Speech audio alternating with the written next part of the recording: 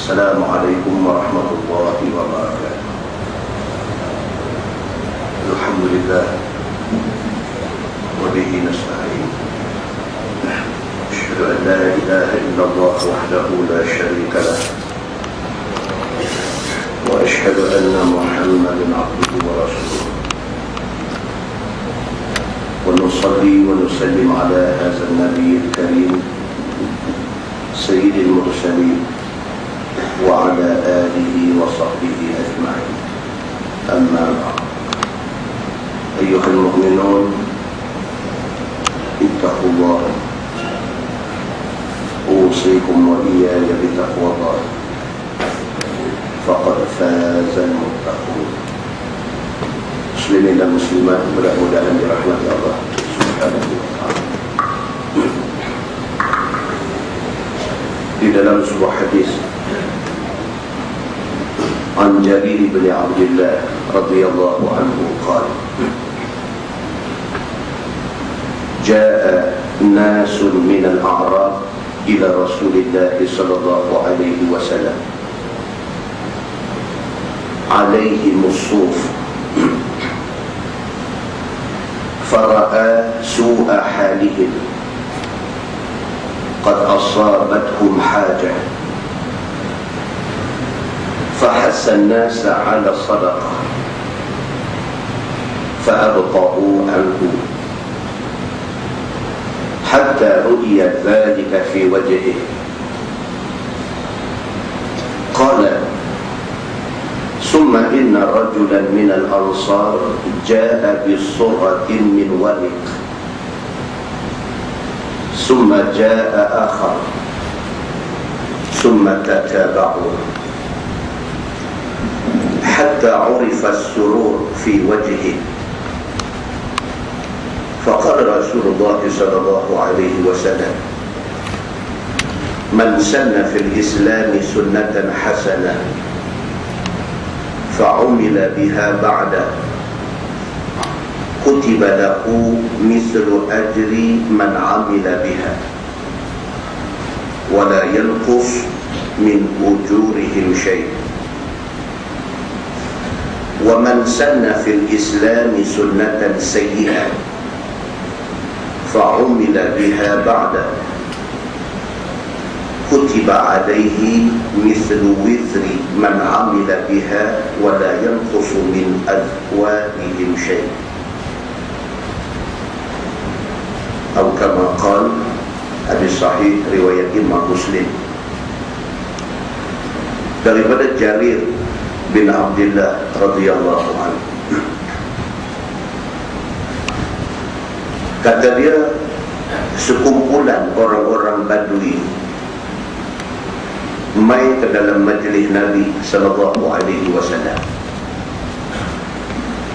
Jarir cerita, dia kata satu hari ada sekumpulan daripada kalangan orang Arab, orang Badui. Orang Badui ni orang susah. Dia mai ke dalam majlis Nabi sallallahu alaihi wasallam. Alaihi musuf, pakaian mereka pakaian yang dibuat daripada bulu. Nak baku susah. Fara'a su'a halihim, kelihatan teruk ataupun susahnya keadaan mereka. Tengok appearance dia tu nampak susah. Pakaian dia, hal keadaan dia, semua orang tengok, orang kata susah. Qad asabathum hajah, kata Jarir, keadaan mereka ni nampak kira berhajat kepada bantuan orang. Mereka tak minta, tapi susah daripada tu. Sahabat tengok, rasa kena tolong. Dia ada dua macam dalam masyarakat kita ni. Satu, dia susah, kita tengok dia, kita nak tolong dia. Satu, tak nampak susah tapi dia minta tolong kita. Ini dua macam. Di setengah orang dia Dia tak suka orang minta ke dia. Dia bukan kedekut, dia bukan tak hati nak tolong orang, tapi dia tak suka orang minta ke dia. Ada orang macam ni. Dia suka kalau dia tengok pada penilaian dia, orang ni susah, orang ni dia kena tolong, dia tolong. Dia suka macam tu. Minta lagi dia tak mau bagi. Ada orang macam ni. Dan ramai orang macam ni. Dalam majlis Nabi SAW, tiba-tiba masuk nasun minal a'rab, sekumpulan orang-orang Badui masuk mai dalam majlis Nabi SAW dengan pakaian mereka pakai kain bulu, dan nampak keadaan mereka tu nampak susah, dan nampak mereka ni perlu dibantu. Fahassan nasa ala sadaqah. Nabi SAW terus beritahu, Nabi kata, siapa yang ada lebihan, tolong mereka ni. Dia tak minta. Tapi Nabi SAW tengok, Nabi tahu ini orang susah, ini orang perlu dibantu. Maka Nabi SAW menganjurkan kepada orang lain ni, Nabi kata siapa-siapa yang ada kelapangan, siapa-siapa yang ada lebihan daripada keperluan dia, eloklah kalau orang nak tolong, tolong mereka ni. Fa'abta'u anhu. Jarir periwayat hadis ni, dia kata respon lambat. Respon daripada sahabat-sahabat ni lambat. Fa'abta'u. Abta'u ni maksudnya slow. Bila Nabi sebut kata ini orang susah, kita patut tolong mereka, tak ada respon. Hatta ru'ya zalika fi wajhi, sampai kelihatan tanda kekecewaan pada wajah Nabi SAW. Nabi jadi frust. Bila suruh orang tak buat, frust. Kita jadi mak, kita jadi bapa dalam rumah, kita abang anak kita abang boleh dah. Lepas kita abang nampak macam tak respon, frust. Tak abang tak nak kita kata Paisa lagi 2 minggu lagi, ayah nampak relax sekarang ni, tu relax itu frust. Kita bukan jenis kaki mengamuk, kita bukan jenis kaki nak payah marah orang, kita bukan jenis itu. Kita sekali kita mau hang faham, pasti kita tahu dia bukan orang bodoh, dia orang cerdik, dia orang yang sekali cakap boleh faham, tapi bila kita cakap dia buat tak faham, frust. Nabi SAW bila dia sebut, dia kata mereka ni orang susah, kalau siapa ada lebihan, ada tolong mereka ni. Fa'abta'u anhu. Tak ada respon. Bila tak ada respon, hatta ru'ya zalika fi wajhi, pada wajah Nabi nampak kekecewaan. Nabi dia bukan orang jenis suka keriau, suka duk marah dah. Dia suruh orang tak buat, nampak tak seronok. Qala Jarir, summa inna rajulan minal ansar ja'a bisurratin min warik. Dalam pada nampak Nabi tak seronok tu, bangkit satu orang laki-laki daripada kumpulan Ansar, orang Madinah. Bangkit dia bawa satu benda yang berbungkus daun. Apa tak tahu. Dia ada bawa satu benda, yang benda tu dibungkus dengan daun. Dibagi dekat orang hak Nabi suruh tolong ni. Bila dia ni orang yang pertama respon, bangkit buat benda tu, summa jaa akhar, hak lain pun pakat bangkit, dibagi. Summa tataba'u, lepas tu ramai pakat bangkit bagi. Kadang-kadang dia jenis lagu ni, dia tak ada siapa mula, pakat tak mau mula. Ya. Tu tunggu siapa dulu. Bila ada seorang pi, ada 2 orang, 2 orang, 5 orang, 5 orang, 10 orang, semua dia mula tu. Hak nak mula tu siapa? Jadi laki-laki daripada Ansar ni dia mula dulu, bangkit, dia bungkus-bungkus benda dengan daun, apakah dia bangkit pergi bagi bantuan kepada Arab Badui yang susah tadi ni. Summa jaa akhar, bangkit orang lain bagi. Summa tataba'u, ramai pakat bangkit bagi. Hatta urifa surur fi wajhi, nampak ceria di wajah Nabi SAW. Nabi jadi seronok balik. Faqala Rasulullah sallallahu alaihi wasallam, man sanna fil Islam sunnatan hasanah fa'umila biha ba'dah kutiba lahu mislu ajri man amila biha wa la yanqusu min ujurihim syai'. Nabi sallallahu alaihi wasallam pun bersabda, Nabi kata, siapa yang mula buat satu benda baik dalam Islam, siapa hak mula, siapa yang pioneer, siapa yang start benda tu, fa'umila biha ba'dah, lepas tu orang ikut. Dia yang start, dia initial benda tu, dia yang memulakan benda baik itu. Bila dia start, orang pakai ikut. Kutiba lahu mislu ajri man amila biha, dia dapat pahala pasal dia mula. Orang pergi buat, pahala orang tu dapat, banyak mana orang tu dapat, banyak tu dia dapat. Dia mula, pahala dapat dah. Kerana dia mula, 50 orang pergi buat. Tiap-tiap seorang daripada 50 orang tu banyak mana pahala, banyak daripada tu dapat, banyak tu mai kat dia. Nabi kata, wala yanqusu min ujurihim syai'. Nabi kata tak kurang satu pun daripada pahala orang yang pergi buat. Kita duduk dalam karya kita. Kita duduk dalam karya kita. Kita memulakan satu sudut perpustakaan di masjid. Misalnya saja duduk main masjid hari-hari, duduk tengok apa benda aku boleh contribute untuk masjid ni. Tengok, ingat kalau buat satu sudut membaca, ada baiknya lepas maghrib nak tunggu Aisyah, kalau tak ada kuliah bolehlah pergi cabut buku yang ada tu, belek-belek baca sementara nak tunggu Aisyah. Pergi sembang dengan pengurusi jawatan kuasa masjid, kata saya nak cadangkan, boleh tak boleh kita buat satu corner untuk letak buku-buku bacaan ringan.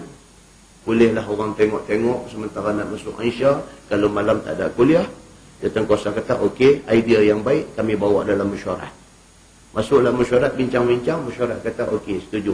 Dia start duit dia dulu, pergi buat corner tu, beli rak buku, pergi beli buku-buku mula letak apa semua. Bila dia start letak, ramai orang bakal nak letak. Dia memulakan benda tu, dia dapat pahala. Berapa ramai orang pergi contribute seorang satu buku letak situ, banyak mana orang boh tu, banyak mana pahala orang dapat tu, banyak tu dapat kat kawah hak mula tadi. Contoh kalau kita nak buat macam tu. Tapi Nabi kata, wa man sanna fil islami sunnatan sayyi'ah. Nabi kata, tapi jaga baik-baik. Siapa yang memulakan satu benda tak elok dalam Islam, siapa yang memulakan satu benda tak elok dalam masyarakat, fa'umila biha ba'dah, orang pakat buat. Hak dia mulakan tu, orang pakat buat. Kutiba alaihi mislu wizri man amila biha wa la yanqusu min awzarihim syai'. Dia mulakan benda tak elok tu, dia berdosa. Orang pakai ikut, dia pergi buat benda tak elok tu, banyak mana dosa yang orang ni semua main kat dia. Macam mana dia buat baik, dia dapat pahala. Macam itulah kalau dia buat jahat, dia menanggung dosa. Dia duduk tengok dalam karya Jelutong ni, dia kata kita tak ada lagi live band satu ni. Dia main lagu tu. Apa kata? Dia kata kita wujudkan satu kumpulan baru di Jelutong ni, Copacabana. Memang punggah dia lepas tu. Dia memulakan Copacabana tu, lepas tu dia tanggunglah segala bahana yang main daripada Copacabana tu. Muslimin dan muslimat yang dirahmati Allah sekalian, hadis itu hadis sahih, riwayat Imam Muslim. Di dalam sebuah hadis lain riwayat daripada Abdullah radhiyallahu anhu, kata dia, qala Nabi sallallahu alaihi wasallam, laisa min nafsin tuqtalu zulman illa kana ala bani adam al-awwal kiflun minha aw min damiha li'annahu awwalu man sanna al-qatla awwalan, atau kama qala, hadis sahih riwayat al-Bukhari. Daripada Abdullah radhiyallahu anhu, dia kata Nabi sallallahu alaihi wasallam bersabda, Nabi kata, laisa min nafsin tuqtalu zulman. Tidak ada satu orang pun manusia yang dibunuh secara zalim. Dalam dunia ni, berapa kes bunuh jadi? Harian Metro kemarin dulu keluar statistik pembunuhan di Malaysia. Setahun dalam Malaysia katanya ada 900 pembunuhan. Saya kemarin dulu punya Metro buat saya pergi gunting rambut. Sambil duduk tunggu tu tengok. Itu beritanya. Nabi kata, laisa min nafsin tuqtalu zulman. Tidak ada satu manusia dalam dunia ni yang mati dibunuh secara zalim. Illa kana ala bani Adam al-awwal kiflun minha. Melainkan anak Nabi Adam, hak mula bunuh saudara di hari itu ni, menanggung dosa itu. Kita ingat balik cerita anak Nabi Adam, nama apa? Habil dengan Qabil. Siapa bunuh siapa? Qabil bunuh Habil. Kalau dapat anak laki-laki, jangan bunuh nama Qabil. Saya dulu ingat kata ni nama anak Nabi Adam ni, bubuh Qabil, enggak. Dia inilah pembunuh pertama dalam dunia ni. Nabi SAW kata daripada zaman dia sampai lah ni, sampai kiamat, ada saja pembunuhan, dia tanggung dosa tu. Kawan yang bunuh tu pun berdosa, lagi dosa pergi kat dia. Pasal apa? Pasal dia adalah orang yang pertama. Li'annahu awwalu man sannal qatla awalan. Nabi kata kerana dia adalah orang yang mula sekali introduce kepada orang pembunuhan. Orang tak erti pasal pembunuhan ni, dia ajak. Maka setiap pembunuhan yang berlaku, saham di dekat dia. Hadis itu hadis sahih, riwayat Al-Bukhari. Muslimin dan muslimat yang dirahmati Allah sekalian. Dalam sebuah hadis lain, riwayat daripada Abi Hurairah radhiyallahu anhu. Kata dia, qala Rasulullah sallallahu alaihi wasallam, ra'aitu Amr bin Luhay haula'i yajurru qusbahu fin nar, atau kama qala, hadis sahih riwayat Imam Muslim. Daripada Abi Hurairah radhiyallahu anhu, kata dia, Nabi sallallahu alaihi wasallam bersabda, Nabi kata, ra'aitu Amr bin Luhay ibn Qam'ah ibn Khindif. Aku melihat satu orang yang bernama Amru bin Luhay.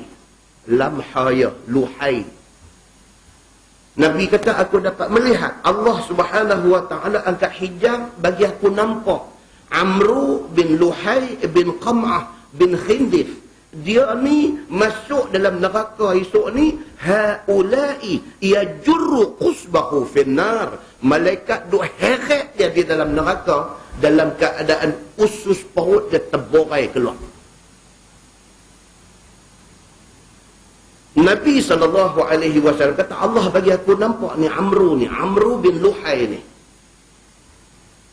Dia ni tak ada dah. Zaman Nabi sebut ni, dia ni tak ada dah. Tinggal adik-beradik dia saja. Nabi kata, aku nampak.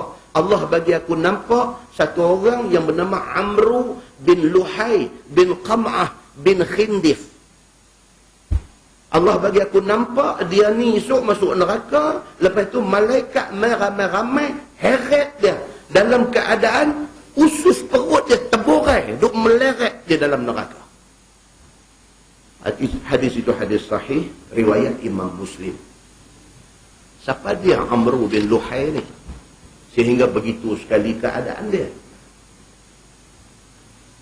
Maka Nabi SAW pun cerita Mekah ni, cerita lama. Mekah, contoh hari ni kita pergi haji, kita pergi umrah, kita pergi Mekah, kita tawaf, kita sa'i di Mekah. Mekah ni penduduk mula dia siapa dia? Nabi Ismail dengan mak dia Hajar. Siapa mereka ni? Mereka ni anak Nabi Ibrahim alaihissalam. Bila Hajar beranak ke Ismail, Allah perintahkan supaya Nabi Ibrahim bawa Hajar, isteri dia, dengan anak dia Nabi Ismail ni, kecil baru beranak, bawa pergi ke satu lembah. Pergi sana tinggal hang balik. Nabi Ibrahim alaihissalam, satu orang Nabi kekasih Allah. Allah kata apa dia buat? Walaupun dalam hadis panjang lebar kita baca di masjid mana hari itu ni, hadis panjang lebar cerita Nabi Ibrahim main-main ni, dia letak isteri dia Hajar, dia letak Ismail di satu lembah yang kering kontang, tak ada air setitik pun, tak ada sebarang tumbuh-tumbuhan, tak ada satu hidupan di situ. Tapi Allah suruh letak orang tu, dia taat perintah Allah, dia pergi letak. Bila dia tinggal, dia nak pergi tu, hati dia ada dengan anak bini dia. Tapi nak buat macam mana? Tuhan suruh. Dia pergi, dah sampai jauh dah, dia beralih juga, tengok sekali, tak boleh, hati ni tak boleh tinggal. Tapi Allah suruh. Tinggal dua beranak ni, anak duk kuang-kuing, tak ada benda nak minum dan sebagainya. Itulah jadi cerita sa'i tu apa. Pasal apa? Hajar duk cari ayam, nak bagi anak minum, duk lari Safa Marwah pasal ada bukit. Mai ke Safa, naik atas bukit, duk tengok tang mana kuat ada sumber air, tak ada. Turun lari pi ujung sana, naik bukit Marwah, tengok tang mana ada sumber air, tak ada. Turun lari mai bukit Safa. Tu kita duk pisah itu, mengenangkan susah payah. Mengenangkan susah payahnya Hajar, isteri Nabi Ibrahim alaihissalam. Masa yang sama, Allah Subhanahu wa ta'ala jadikan sumber mata air Zam-Zam duduk dekat dengan Ismail yang ditinggalkan di tempat telaga Zam-Zam hari ini. Lepas daripada tu, mai satu puak, dia panggil Jurhum. Mereka ni golongan nomad, pindah randah. Berjalan tu, nampak burung duduk terbang di satu tempat. Geng Jurhum ni tengok, dia kata, biasanya kalau burung duk terbang tu, bawah mesti ada air. Ada orang padang pasir, dia kata. Kawan dia kata, tak ada. Sini aku dah lalu banyak kali dah, memang tak ada air. Tapi hak seorang ni kata, tapi kalau macam tu, mesti ada air. Lah pergi tengok, itulah Zam-Zam. Maka geng Jurhum ni, rombongan Jurhum, tumpang menetap bersama dengan Hajar dan juga anak dia Nabi Ismail alaihissalam. Mereka orang Mula yang pugat Makkah yang kita duduk pergi hari ini. Kemudiannya daripada titis keturunan Nabi Ismail alaihissalam ni semualah barulah mai sampai kepada keturunan Quraisy. Quraisy tu mai daripada titis Nabi Allah Ismail alaihissalam. Ketua Quraisy paling besar ni nama apa? Nama dia Qusay, nenek moyang Nabi sallallahu alaihi wasallam. Mereka lah yang menjadi pemerintah kepada kota suci Makkah. Mailah kepada zaman Abdul Muttalib. Siapa dia ni? Dia ni tuan Nabi sallallahu alaihi wasallam. Nabi daripada keturunan ini, keturunan Quraisy yang menjadi suku yang paling dominan di Jaziratul Arab, di semenanjung tanah Arab. Itu cerita Makkah. Dalam tempoh masa tu, dalam tempoh masa agama Nabi Ibrahim alaihissalam, nak sampai kepada mai cerita Abdul Muttalib ni, tempoh masa tu panjang. Dalam tempoh masa panjang tu, timbul satu orang yang bernama Amru bin Luhai, yang Nabi kata dia ni dalam neraka diseret dalam keadaan usus perut dia terburai-burai ni. Dia ni timbul. Dia ni siapa? Dia ni salah seorang daripada orang yang direspek dalam masyarakat Makkah pada masa tu. Dia ni siapa? Dia ni orang kaya dalam masyarakat Makkah pada masa tu. Dia satu orang yang bijak, satu orang yang suka tolong orang. Dia satu orang ahli perniagaan. Dan dia juga adalah satu orang yang sangat menghormati agama. Atas sifat-sifat yang ada kat dia tu, dia ni menjadi the most respected person pada ketika itu. Yang kata Amru bin Luhai ni, orang kaya, ada duit, suka tolong orang, agama dia hormat dan sebagainya, maka dia ni secara tak langsung jadi orang yang disegani dalam masyarakat tu. Satu hari dia pergi berdagang ke Syam. Amru bin Luhai ni, ini cerita belum Nabi Muhammad mai ni. Dia pergi berdagang di Syam. Bila dia sampai di Syam sana, penduduk Syam sembah tokong, sembah berhala. Dan kebetulan dia tengok Syam menjadi satu pusat perniagaan yang maju. Dia mula duk fikir. Dia kata, mereka ni yang maju ni pasal apa? Pasal sembah Tok Pong ni kot maju. Dia main lagu tu. Dia mula jadi lagu tu. Dia tengok mereka ni maju pasal apa? Macam kita hari ni lah. Kata, aku dah buat menjaga ni macam-macam tak mau nak jadi. Tengok buat Cina ni menjaga lah. Pasal apa mereka ni menjaga jadi sangat? Pasal mereka sembah Tok Pong kot. Berjahanam kita. Benda ni yang kena kepada Amru bin Luhai. Dia salah conclusion. Dia silap dalam membuat kesimpulan. Dia dua ingat penduduk Syam ni berjaya dalam bisnes ni pasal apa? Pasal mereka tak sembah Allah. Pasal mereka sembah berhala. Pasal tu mereka berjaya. Dia buat apa? Dia bawa balik satu berhala daripada Syam. Dia bawa balik mai ke Mekah. Dia bawa balik mai satu berhala yang bernama Hubal. Dia bawa balik mai Mekah. Dia tunjuk kepada penduduk Mekah. Dia kata, hampa tahu tak di sana, di Syam sana, mereka menjadi golongan yang berjaya dalam menjaga. Hampa tahu pasal apa? Ni benda yang mereka duk sembah. Mai kita pakai sembah benda ni supaya kita pun berjaya sama. Oleh kerana dia, macam kita cerita tadi, satu orang yang dihormati dalam masyarakat tu. Satu orang yang dilihat berilmu. Satu orang yang dilihat kaya. Satu orang yang dilihat suka tolong orang. Satu orang yang dilihat sebagai tempat rojok mereka. Orang yang mereka segani dan sebagainya. Bila dia anjurkan benda tu, mereka ikut. Ni nak kait dengan hadis tadi ni. Hadis memulakan benda yang tak baik. Dia berdosa, dia nak tanggung semua dosa orang yang pergi buat tak baik kerana dia ni. Bermula daripada itulah. Dalam Kaabah saja macam-macam patung berhala ada. Di keliling Kaabah saja macam-macam berhala ada. Pelan-pelan secara tak sedang penduduk Makkah daripada mengikut agama menyembah Allah yang dibawa oleh Nabi Ibrahim AS tukar kepada sembah berhala. Proses tu jadi macam tu. Proses tu sudah jadi macam tu.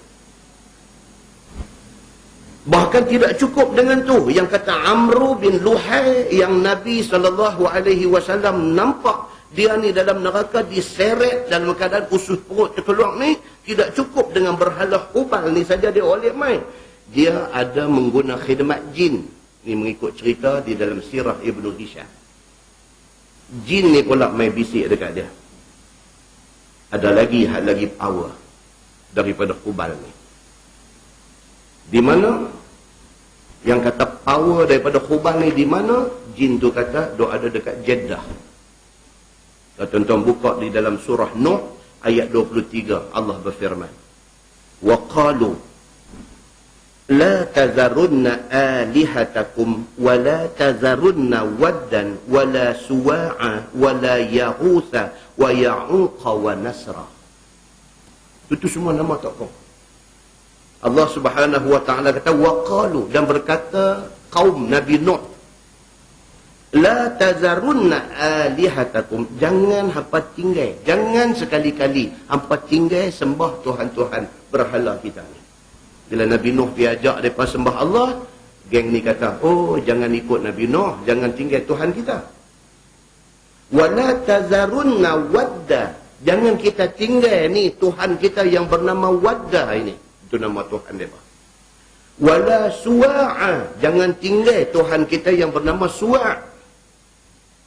Wala yaghutha, jangan tinggal Tuhan kita yang bernama Yaghuth. Wa ya'uqa, jangan tinggal Tuhan kita yang bernama Ya'uq. Wa nasra, dan jangan tinggal Tuhan kita yang bernama Nasra. Ini 5 nama ni asalnya orang alim yang ada di zaman Nabi Nuh. Bila mereka mati, mereka dipatungkan dan disembah patung itu. Patung-patung ni, patung 5 berhala ni, dia ada di Jeddah. Jin main bisik dekat Amru bin Luhai. Dia kata ada lagi power daripada Hubal ni. Dia ada di Jeddah. Dia pi daripada Mekah, dia pi ke Jeddah. Dia cari, dia jumpa 5 patung ni, rembiang bawa balik mai ke Mekah ni. Nak suruh penduduk Mekah sembah lagi 5 lagi tambah. Kerana itulah yang Nabi SAW kata apa? Haula'i yajurru qusbahu finnar. Di dalam neraka esok, dia ni diseret oleh malaikat dalam keadaan usus perut dia terburai. Salah dia apa dia? Dia memulakan benda salah di dalam masyarakat yang diikuti oleh orang kemudiannya. Ini bahayanya kalau sekiranya kita tidak terlibat buat benda-benda yang jadi dosa dalam masyarakat. Kita sudah berdosa, orang lain buat, kita turut menanggung dosa mereka. Muslimin dan muslimat yang dirahmati Allah. Itu yang cerita Mekah tu. Sampai nak jadi macam hari ini, kalau kita baca balik cerita kan, cerita Mekah ni saja, Allahu Akbar. Ada satu ulama kita di Malaysia ni, Dr. Abdul Basit. Dia PhD daripada Universiti Madinah, orang Kelantan. Dia tulis buku, cerita pasal Mekah satu buku, cerita pasal Madinah satu buku. Dia buat bachelor di Madinah, dia buat master's degree di Madinah, dia buat PhD di Madinah. Dan dia orang yang layak untuk menulis buku cerita tentang Makkah dan Madinah, dan cerita yang terkandung di dalam buku yang dia tulis ni semua berdasarkan kepada hadis-hadis yang sahih. Muslimin dan muslimat yang dirahmati Allah sekalian. Kan jamai dah zaman kemudian ni baru dia mai cerita apa nama keluarga Saud, aduk merintah dah ni. Keluarga Saud. Tuan-tuan sedang tak sedang satu dunia ni, satu negeri ni aja yang nama negeri guna nama orang. Tuan-tuan carilah dalam dunia ni mana ada satu negara yang guna nama orang. Tak ada. Saudi aja guna nama orang. Saudi itu daripada Saud. Saud. Itu dia kata Al-Mamlakah As-Saudiyah. As-Saudiyah ambil daripada nama keluarga dia. Saud. Raja dia yang pertama nama Abdul Aziz bin Saud. Sudah kita pergi di komplek Masjidil Haram, gate utama, gate nombor 1, nama apa? Pintu nak masuk nombor 1 ke komplek Masjidil Haram, nama apa? King Abdul Aziz. Itu nama pengasas kepada kerajaan Saudi. King Abdul Aziz. King Abdul Aziz ini, dia ni orang yang mengasaskan kerajaan Saudi ini pada tahun 1932. King Abdul Aziz ataupun Al-Malik Abdul Aziz. Anak dia, isteri dia, tak usah tanya berapa ramai.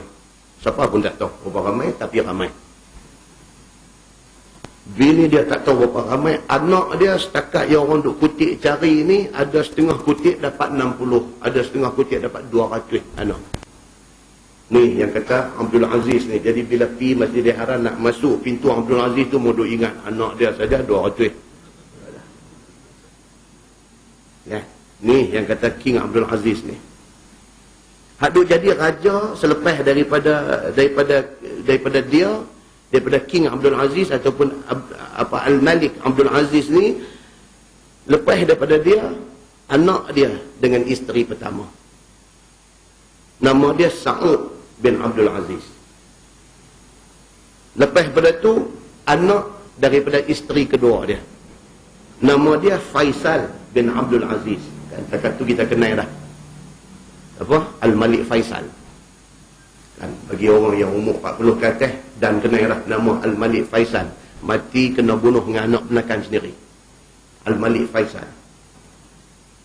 Dia raja yang ketiga selepas daripada pak dia. Pak dia, lepas itu abang dia dengan mak lain, dan lepas itu dia, King Faisal. Lepas itu dia mai anak kepada isteri yang ketiga. Nama dia Khalid bin Abdul Aziz. Al-Malik Khalid. Kita dan pergi yang tu.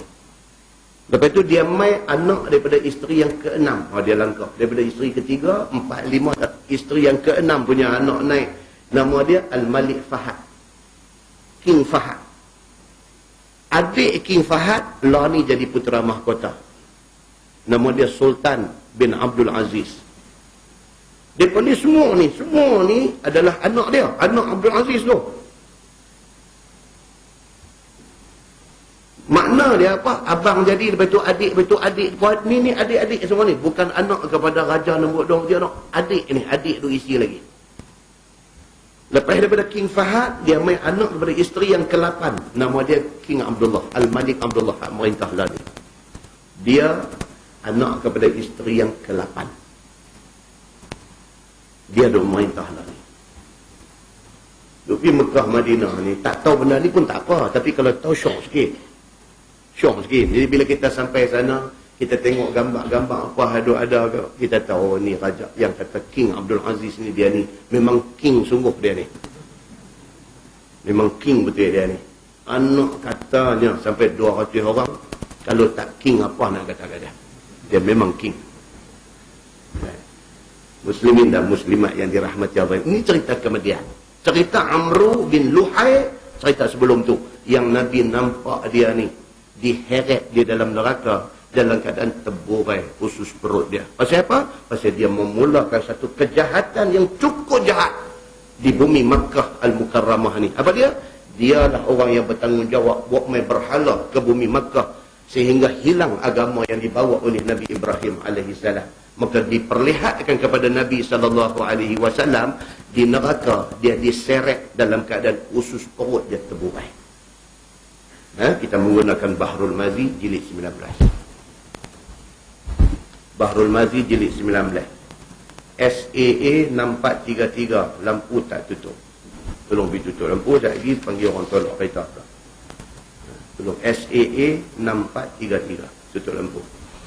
Muka surat 194, bab fi karahiyati ittikhadil khussah. Itu bab yang datang pada menyatakan hadis yang menunjukkan tegah memakai wig. Tegah memakai wig. Ni rambut palsu yang Francis Light pakai di Pulau Pinang dulu ni. Kan, yang kemudiannya hakim-hakim mahkamah pakai. Bila nak bercara satu kes, dia bubuh tu rambut putih dia berdengkuai tepi tu, rambut tu asalnya peninggalan Francis Light. Dia pada ambil pakai. Apa hukum pakai al-qussah ataupun memakai rambut palsu ataupun wig ni? Apa hukum dia? Ketahuilah saudaraku, cemara ataupun wig itu ialah rambut yang dihubungkan ke rambut kepala. Yang kata qussah ataupun wig ataupun rambut palsu tu ialah rambut dibuat daripada rambut betul. Dianyam dia, jadikan rambut palsu, sekup atas kepala orang yang nak pakai ni. Itu qussah dia kata. Supaya rupa panjang akan rambutnya itu. Ada orang dia rambut dia, hak asal dia tak puas hati. Manusia ni kan, Tuhan bagi apa, orang tak puas hati. Macam kita duk cerita selalu lah. Tuhan bagi dia jenis tumbuh jambang, dia cukok hari-hari. Dia tak kenal. Kawan Tuhan tak bagi tumbuh ni, lumuk ubat macam-macam nak bagi tumbuh, tak berkenan juga. Tuhan bagi, dia tak mau. Hak Tuhan bagi kat dia tu tak mau, dia mau hak lain. Perangai manusia macam kambing. Kambing kalau kita tanam pokok, 2 pokok serupa. Pokok mamplang, tanam 2. Hak satu tu sabur pagang, hak satu buah pagang. Dia dupi ragai hak pagang tu. Serupa lah, 2 pokok pelam. Tapi hak ni pasal tak ada pagang, dia tak ada selera. Dia mahu ada pagang ni. Dia ragai sampai reban pagang tu. Perangai manusia sebahagiannya macam kambing. Bini tu ada di rumah, elok dah. Yang tu halal untuk dia. Dia pergi ragai bini orang. Ini yang kata perangai kambing. Hak halal tu ada. Nah, dia pergi cari hak tak boleh. Inilah keburukannya. Allah Subhanahu wa ta'ala bagi kat dia rambut elok dah, dia tak puas hati. Dia pergi cari satu rambut palsu, sokok dia kepala. Hari-hari pakai rambut palsu. Ini tajuk yang kita nak baca malam ni. Tuhan bagi kat dia rambut ringkin, dia tak puas hati. Dia pergi rebonding bagi lurus. Lepas sebulan, ringkin balik. Dia fed up, dia tak larat nak buat rebonding, nak pergi duduk atas bangku tu sampai berjam-jam nak pergi lurus rambut, dia pergi beli rambut palsu lurus, sokok dia kepala. Dia tak berkenan hak Tuhan bagi tu. Hak Tuhan bagi rambut lurus pula, dia pergi buat bagi ringkin. Tak puas hati. Muslimin dan muslimat yang dirahmati Allah sekalian. Jadi cerita pakai rambut palsu ni, satu tajuk dia main pada malam ni. Dan menjadikan jatuh sangka orang yang tak tahu bahawa itu rambut dia. Orang tak tahu. Dia sentiasa duk pakai rambut palsu. Jadi orang duk ingat itulah rambut dia. Rupa-rupanya botak dia ni, tak ada rambut. Orang tak tahu akan botak dia tu. Ya begitu. Maka dikata rambutnya panjang dengan kejadian. Dia kata orang duk ingat itulah rambut asal dia. Dia kata panjang dengan kejadian tu maksudnya asal kejadian rambut dia dulu tu. Orang duk ingat hak tu rambut asal dia. Rupanya itu rambut palsu yang duk pakai sekian lama. Okey. Baik, dia kata maka perbuatan yang demikian itu ada macamnya haram. Dia kata. Dia tak pukul borong semua haram. Tapi ada yang boleh, ada yang tak boleh. Kita kena tahu hak mana boleh, kena tahu hak mana tak boleh. Dia kata. Sebab dalam Islam ni dia tak main pukul borong. Dia tak boleh pakai hantam borong tu, tak boleh. Kena perincikan.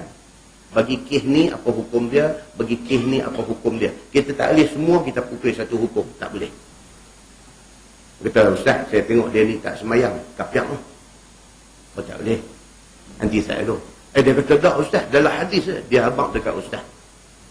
Dia kata, dalam hadis, Ustaz, hadis sahih Ustaz yang buat main-main. Dia duduk gempak Ustaz pula dah. Dia kata, ada hadis ni, Nabi kata, man taraka salatan muta'ammidan faqad kafara jihara. Hak tu lah hak dia hafal pun, hak lain dia tak hafal.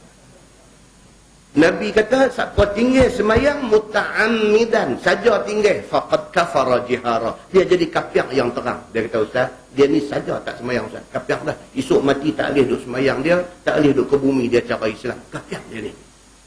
Tak boleh borong lagu tu. Dia kena tengok secara detail. Tak semayang yang macam mana. Dia ada detail dia. Oh, dia ni apa? Dia tak semayang pasal apa? Pasal dia segan semayang. Dia malas nak semayang. Kapiak tak dia? Dah, dia berdosa besar. Jadi hak kata tak semayang kapiak ni macam mana? Dia menafikan wajib semayang. Kopi habang kat dia, hang buat tak semayang. Dia kata, semayang buat apa? Semayang tak semayang sama je. Hang kalau hang tak kerja, hang tak cari makan, hang tak boleh hidup. Bukan tak ada kena mengena dengan semayang. Dia kata, ni cerita hidup atas dunia ni, cerita hang kerja ke tak kerja. Hang kerja, hang dapat duit, hang hidup. Kalau hang semayang tak wanti, hang tak kerja, hang pun tak boleh hidup. Dia kata, aku semayang ni, dia buat begitu. Kita pun terang, dia tak boleh macam tu. Kata, pasal perintah semayang ni, perintah daripada Quran. Kita kata kat dia. Kita habang pula kat dia, Allah suruh semayang, Nabi pula terang, semayang ni apa cerita dia, terang-terang kat dia. Jadi nak habang kat hang, kata semayang ni fardu, benda ni wajib, kita kena buat. Dia dah dapat satu penjelasan, satu penerangan yang cukup tentang wajib semayang ni. Dia kata apa? Hang bacalah ayat Quran 30 juzuk kat aku, hang bacalah hadis Sunan Sitah, dia tahu. Sunan Sitah semua hang bacalah mai kat aku tetap dengan pendirian aku, semayang tak wajib. Dia kapiak. Dia kapiak. Awal tadi semata-mata kerana tak semayang tak boleh lagi kata dia kapiak. Nanti saya dulu kena terang dulu kat dia. Dia tak mau juga, okey. Dia menafikan kefarduan semayang. Hilang agama dia. Islam mai macam tu. Dia tidak hukum secara sembrono. Tapi Islam mai, dia ada penjelasan kepada setiap hukum yang mai daripada dia. Sama dengan kes pakai wig, pakai rambut palsu. Bukan sah kata bubuh aja dia ni. No, dia ada perincian dia. Wig ataupun rambut palsu yang macam mana yang haram, yang macam mana tak apa. Itu maksud dia. Ingat saya sebut masa kuliah kita last itu kan. Ada satu hakim di Malaysia. Satu hakim di Malaysia. Tan Sri, sahabat kita hantar mail email kat saya, ada dia punya cerita dia ni. Tan Sri Hashim Yub Abdullah Sani. Orang Ipoh. Orang Ipoh Perak. Dia ni, dia ada dua benda dia buat yang sampai hari ni pahala kat dia duduk jalan lagi. Dia masuk dalam hadis yang kita baca mula tadi. Man sanna sunnatan hasanatan tu. Siapa yang buat satu sunnah baik, dia mendapat pahala, dan kemudian korang duk ikut benda yang dia buat tu, pahala duk main ke dia.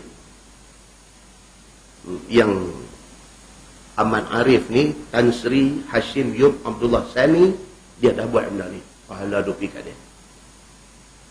Dia buat apa tuan-tuan? Dia adalah hakim yang pertama sekali tak mau pakai wig tu dan digantikan wig dengan songkok.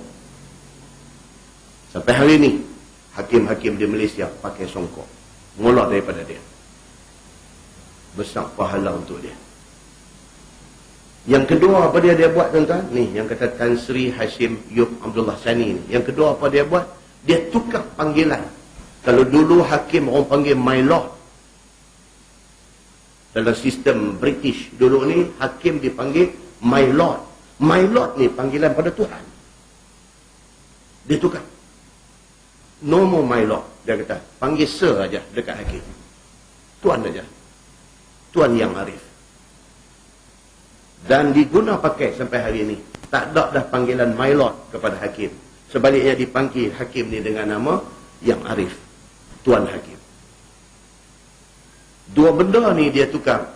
Pahala duk mai dekat dia, tuan-tuan. Hanya Allah yang tahu menghitung pahala itu. Muslimin dan muslimat yang dirahmati Allah sekalian, hari ini dia dah pencen. Dia pencen tahun 1992 pada kedudukan Hakim Besar Malaya. Kedudukan yang sangat tinggi dalam sistem kehakiman Malaysia. Hakim Besar Malaya. Dia buat perubahan macam ni according to agama. Rezeki dia ada. Setengah kita takut, kita nak buat tu takut sekali lagi lagu tu. Takut ni agama sekali orang kata kita ekstrim. Dia tak takut. Allah Subhanahu Wa Taala sediakan rezeki dekat dia. Tahun 1992 dia pencen sebagai Hakim Besar Malaya. Muslimin dan muslimat yang dirahmati Allah sekalian. Apa dia buat menepati tajuk yang kita baca pada malam ini? Nah, muslimin dan muslimat yang dirahmati Allah sekalian. Dia kata ada jenis yang rambut palsu itu haram dan ada yang harus. Dan bermula dalil haram adalah hadis yang dikeluarkan oleh Imam At-Tirmizi. Kata dia an Muawiyah yaqul, inni sami'tu Rasulullah sallallahu alaihi wasallam yanha an hadhihi al-qussah wa yaqulu Rasulullah sallallahu alaihi wasallam innama halakat banu Israel hina takhadhaha nisa'uhum. Maksud dia, diriwayatkan daripada seorang sahabat Nabi sallallahu alaihi wasallam yang bernama Muawiyah bin Abi Sufyan radhiyallahu anhu. Kata dia bahawasanya aku dengar Nabi sallallahu alaihi wasallam menegur daripada menggunakan cemara ataupun rambut palsu. Nabi tegur. Muawiyah bin Abi Sufyan dia kerja tulis wahyu. Wahyu turun dekat Nabi, dia di antara orang yang kerja tulis wahyu tu. Dia kata Nabi sallallahu alaihi wasallam melarang ataupun menegur orang pakai rambut palsu. Maka mengapa sekalian ulama kamu biarkan orang-orang memperbuat yang demikian itu? Awatlah, dia kata, orang alim hari ni tak tegur orang dok buat benda ni. Dia kata sedangkan ini ditegur oleh Nabi sallallahu alaihi wasallam.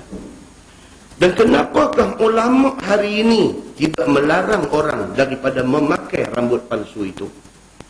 Dan bersabda Nabi sallallahu alaihi wasallam, sesungguhnya telah jadi binasa Bani Israel pada waktu mengambil dan menggunakan rambut palsu itu oleh perempuan mereka itu.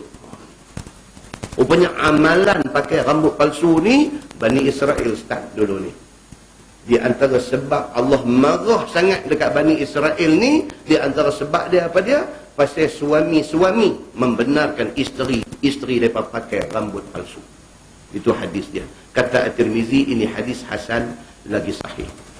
Masalah dia kata, memakai cemara ataupun rambut palsu itu apa hukumnya?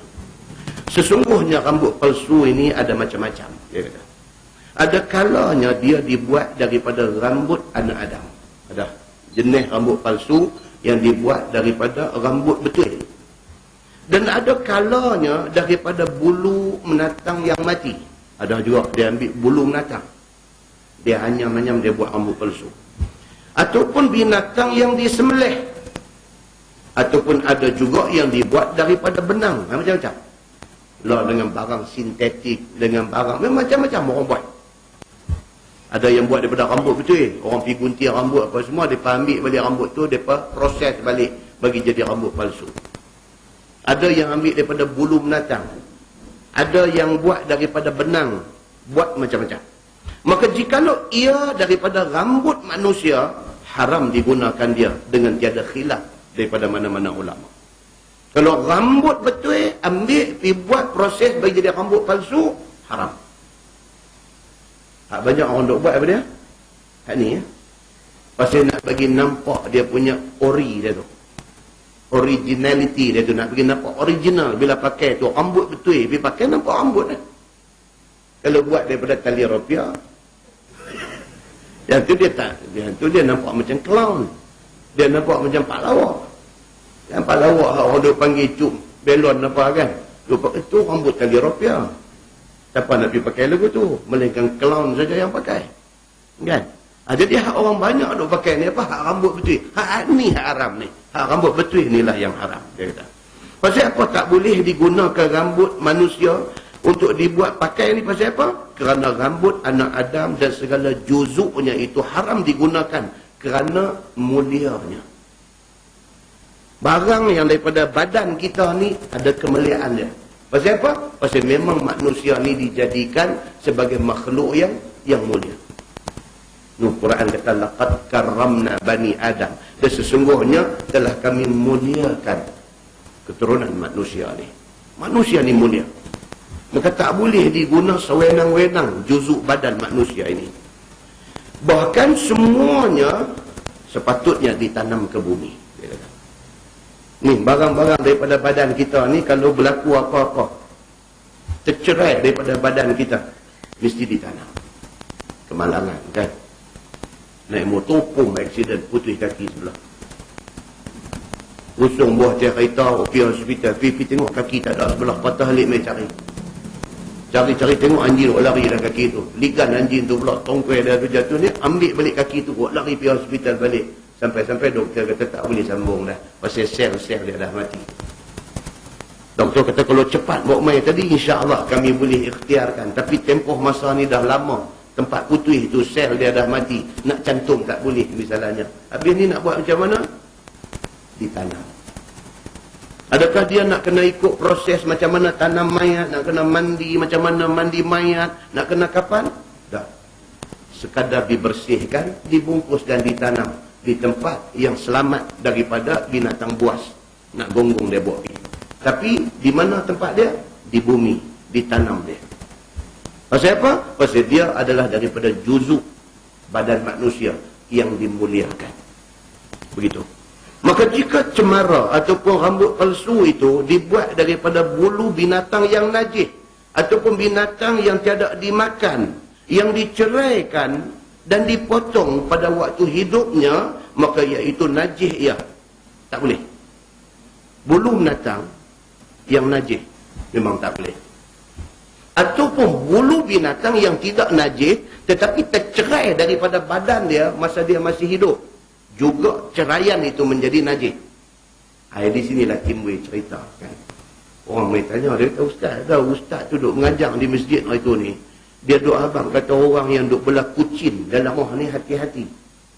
Dia kata ada satu ustaz mengajar masjid, dia mai bagi tahu, dia kata kita kalau duk belah kucing dalam rumah kena hati-hati. Bila kita duk semayang, kucing ni dia mai dia duk serendeh kaki kita. Kucing dia mai dia duk serendeh ni, orang perempuan pakai kain telekung labuh ni. Dia mai serendeh, dia pusing kok kaki kita. Kucing manja. Kita habis semayang, tengok ada bulu-bulu kucing lekat di kain telekung. Apa jadi dengan semayang kita? Mengikut mazhab Asy-Syafi'i, dia kata apa? Batal semayang itu. Pasal lekat najis di pakaian semayang tu. Najis apa? Bulu kucing yang tercerai daripada badan dia sewaktu dia masih hidup. Itu najis. Jadi nak belah kucing, nak kena tahu juga hukum hakam dia ni. Nak kena tahu. Pasal apa? Saat lagi saja ibadat kita hidup jadi lingkup kerana dia. Jadi saya bukan suruh balik hidup sepak terajang kucing malam ni. Kata, punya pasal aku punya semayang selama ni. Apa, bagi satu karate, bagi satu apa. Tak boleh. Bukan itu cara dia. Cuma jaga lebih lepas ni. Pasal benda ni boleh membawa kepada batal ibadat kita. Ni yang kita jumpa ni. Maka najis ia. Maka apabila dijadikan rambut palsu, nescaya menanggung najis di atas kepala. Kalau rambut palsu tu dibuat daripada bulu binatang yang tidak najis tetapi dicabut daripada badan dia masa dia hidup. Dicabut daripada badan dia masa dia hidup. Buah atas kepala, maka kita umpama orang yang semayang tapi duduk tanggung najis atas kepala. Begitu. Dan menanggung najis itu haram. Tiada sah sembahyang dengan dia. Dan jikalau rambut palsu itu daripada benda suci, lain daripada rambut anak Adam, maka iaitu khilaf ulama padanya. Seperti tafsir dalam masalah sambung rambut, lagi akan datang perbincangan dia. Hal lain dia akan bincang sekali lagi. Muslimin dan muslimat yang dirahmati Allah sekalian. Jadi cerita dia apa? Cerita dia tak usah pakai rambut palsu, itu lagi baik. Pasal apa? Kadang kita tak tahu apa bahan yang digunakan. Kita tak tahu. Kan? Macam kita hari ni lah, kita duduk dalam Malaysia, katanya Malaysia ni negara Islam, katanya. Bila kita main nak raya, ingat nak cat rumah kita, kita duduk pergi beli tu apa? Brus, nak sapu cat tu kan. Main cerita macam-macam doa abang, bulu tu lah, bulu ni lah, semak pun. Sepatutnya sebagai sebuah negara yang declare kata negara Islam, kena kontrol lah benda-benda ni. Daripada awal tak boleh masuk. Tak payah duk timbul dah soal logo-logo halal ni, tak payah dah. Kalau apa juga yang ada dalam Malaysia halal semua. Pasal apa? Pasal kita negara Islam. Oh, dia macam tu. Senang, kita tak jadi serabut perut bila nak pergi makan. Tak serabut perut bila nak beli barang. Tak serabut perut. Ini bukan serabut, tak tahu nak abang.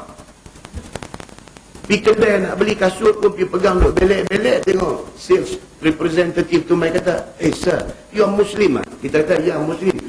Please lah, this one kulit babi. Dia kata, babi tu. Walaupun tangan kita kering, kulit tu kering, kan? Dari segi fiqahnya dia kata tak apa. Tapi kita dengan babi ni leceh. Babi, balin tu tak boleh.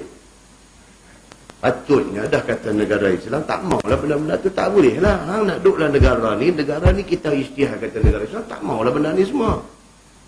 Hang rasa tak sesuai nak duduk di sini, hang boleh belah, tapi duduk tak mana nak duduk. Dan betul je, barulah kita ada ketuanan dalam negeri kita. Dan tak timbul lah nak masuk kedai ni halal, kata halal ni, masuk kedai ni halal, kata halal, tak payah. Pasal apa? Negeri Islam semua halal. Ni ayam sembelih dia, tak ada. Ayam apa pun dalam negeri ni semua mesti melalui sembelihan cara Islam. Pasal apa? Pasal ini negeri kita. Dia yang sembang macam tu, sedang juga lah. Muslimin dan muslimat yang dirahmati Allah sekalian. Nah, ini tajuk-tajuk fiqh dia.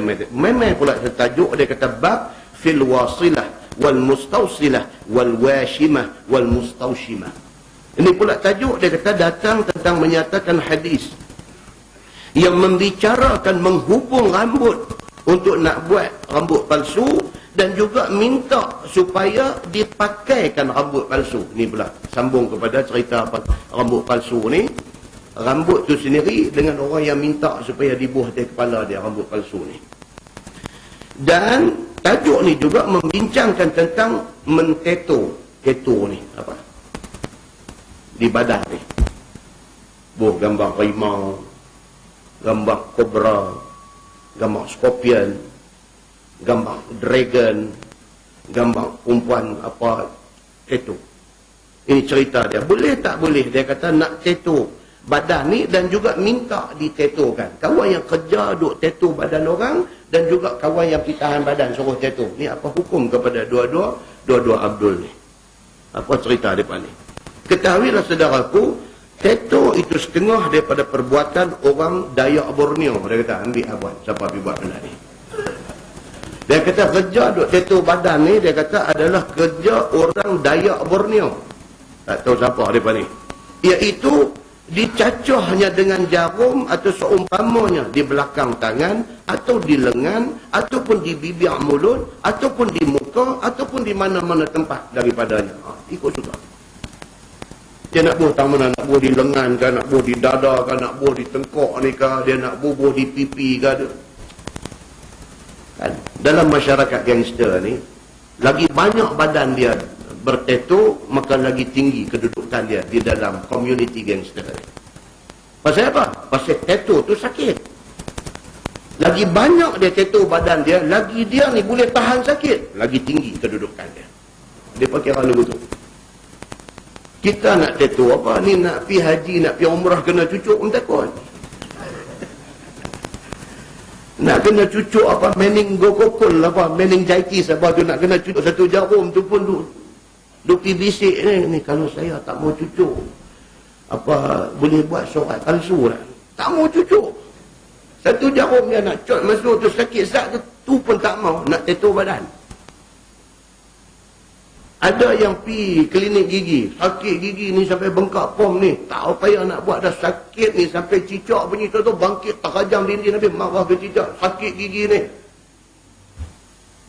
Pi dekat dentist dah duduk dah atas bangku doktor gigi tu, doktor tu tengok, oh dia kata ni patut kena tunggu surut bengkak dulu, tak apa saya bagi antibiotik dulu, balik makan bagi surut, esok main lain.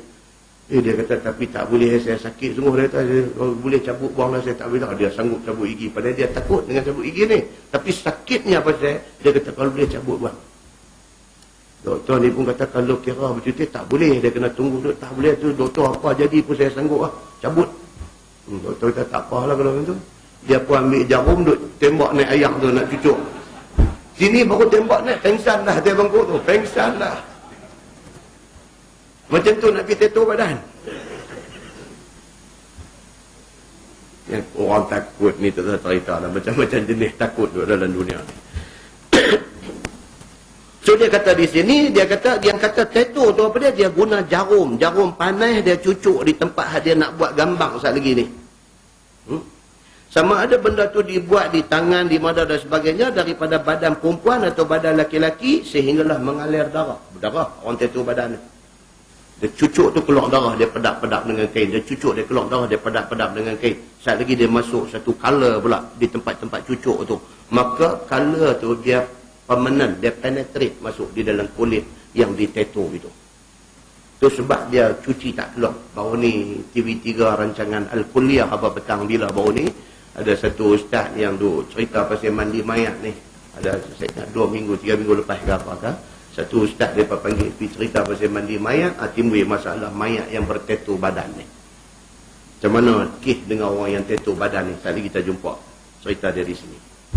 Dia kata tattoo badan ni mengalir darah, kemudian diisi akan tempat yang dicucuk itu dengan celak ataupun nila ataupun apa warna dan sebagainya. Dia buh di tempat luka tadi ni. Maka jadi naik hitam tempat itu menurut ukiran atau tulisan atau gambar ataupun bentuk yang dikehendaki untuk orang yang minta di tattoo ni. Dia mau rimau, dia akan jadi rupa rimau di lengan dia. Ni dia nak cerita dulu yang kata tattoo ni macam tu. Maka perbuatan yang demikian itu haram, bahkan kena laknat Allah Subhanahu wa taala. Haram baru satu bab, Tuhan laknat ni. Ini leceh. Maka perbuatan itu bukan sahaja haram, bahkan kena laknat Allah Subhanahu wa taala. Seperti dalam hadis yang dikeluarkan oleh Imam At-Tirmizi. Kata dia an Abdillah radhiyallahu an, anna Nabi sallallahu alaihi wasallam la'ana al-washimat wal mustawshimat wal mutanammisat wal mubtaghiyat lil husni mughayyiratin khalq Allah. Ini isu semasa. Ini isu semasa. Apa dia? Dia kata diriwayatkan daripada satu sahabat Nabi sallallahu alaihi wasallam, nama dia Abdullah bin Mas'ud radhiyallahu an, bahwasanya Nabi sallallahu alaihi wasallam melaknat orang yang buat tattoo dan orang yang kena tattoo. Dua-dua. Tukang cari makan buat tattoo pun kena laknat Allah. Kawan yang duk tahan badan suruh orang tattoo pun kena laknat Allah Subhanahu wa taala. Dan orang yang mengutil kutil itu bahasa Sorat ke bahasa apa? Saya tak tahu. Tapi Tok Guru kitab ni, dia orang belah kita sini. Maka dia sebut mengutil, kutil. Cubit dalam bahasa Sorat, cubit. Dalam bahasa kita kata kutil. Dia kata dan juga orang yang mengutil pipi supaya naik warna merah. Zaman dulu. Orang perempuan. Lah dia ada bedak abuh pipi merah. Dulu dia tak ada bedak, dia putih pergi merah. Dia putih pergi merah nak bagi orang jantan geram kat dia. Tak ketahuan punya kerja. Orang nak bagi segak dia tu. Dan ni cara dulu, cara lah botox. Tu cara lah botox. Kan? Cucuk apa tahu mana ke? Botox ni apa tuan-tuan? Botox ni ubah. Bila dia cucuk, dia melumpuhkan kawasan kena cucuk tu botox. Anak murid saya budak Penang ni, ada seorang budak sekolah Irsyad. Anak murid saya dulu dia jadi doktor, dia telefon duk sembang pasal hal botox ni. Dia lah ni dipakai ortopedik, pakai apa? Tulang. So dia kata botox ni ustaz, dia kata ustaz kena tahu, dia kata botox ni dia tak boleh, kita dengar botox kata haram, tak boleh nanti Zat, dia kata botox ni dia cerita dia lain, dia kata cuma dia disalah guna, itu aja dia kata. Botox ni dia kata dia melumpuhkan kawasan kena cucuk, dia melumpuhkan hidung kita ni kembang, kita cucuk botox ni, bila cucuk dia lumpuh. Dia lumpuh maksudnya dia jadi lembek, kita buat macam kita mau. Kita picit dia, kita tarik naik bagi mancung apakah semua, tunggu sampai tempoh masa lumpuh tu habis, dia kekal dalam keadaan hidung dia jadi tegak elok. Tapi ubat tu dia tahan untuk satu tempoh masa. Dia kata 3 bulan ke, 4 bulan ke, 5 bulan ke, 6 bulan ke, dia habis ubat tu, kembang balik. Cucuk lagi sekali pula. Cucuk lagi sekali pula. Cucuk bagi dia lumpuh pula, buat lain pula. Bagi mancung elok apa semua, macam kita buat air dalam peti air tu. Bila dia beku, dia keras elok. Keras. Habis ubat botox tu, kembang balik. Lagu tu. Jadi, sebelum nak jatuh hukum tentang botox ni, dia kata kita kena tahu dulu ni botox ni apa benda. Selain daripada nak kena tahu ingredient ubat tu najis ke tak, itu satu bab. Yang kedua, penggunaan dia kalau untuk tujuan lagu tu adakah termasuk dalam larangan agama, dan itu satu bab lain. Dan bukan senang tuan-tuan yang kata jatuh hukum, nak keluar hukum, nak keluar fatwa, ni bukan senang. Tak semudah banyak-banyak ustaz duk habaq ni. Tak semudah macam tu. Dia kena ada satu panel yang berilmu, duduk, sit down, bincang, buka kitab, tengok apa nas yang ada sebelum dikeluar satu fatwa ataupun satu keputusan.